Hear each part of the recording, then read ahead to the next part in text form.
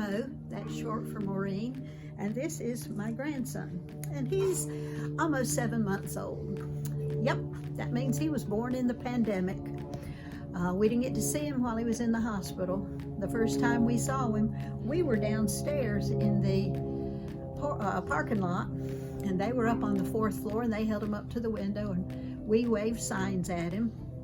First time we got to actually meet him was 14 days after he came home because of quarantine, and the first time I got to hold him was about when he was a month old. So he's missed out on some things, and he hasn't been able to go to church, and he hasn't gotten to know how it is to have the nursery worker loving arms around him like Miss Lily and Miss Nicole do. And he hasn't gotten to hear any of the Bible stories that the Sunday school teachers teach him, like Miss Carrie and Miss Rosalind did for my kids, and like Miss Jean and Miss Marion are doing right now.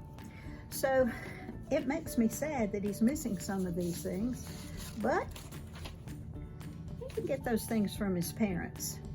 But I want him to have that church community. I want him to have the village to help raise him the way he needs to be raised. But there are 3 things that I pray for with him and with my other grandchildren. And the first is that he knows God, and that he has a relationship with God, and he knows about God's love, and that that's a pretty special thing with him and God the Father.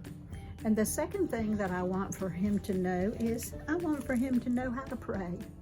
I want him to know that he needs to communicate with God, and that's through prayer. And it's a conversation both ways. And it's not just him talking to God. It's not just asking for things, but it can also be waiting for God to talk to him. Be still and know that I am God. The third thing that I want for my grandchildren is I want them to be thankful. I want them to know the many blessings that they have and to recognize those things. And I want them to be thankful for them. Know that the gifts that they have are from God.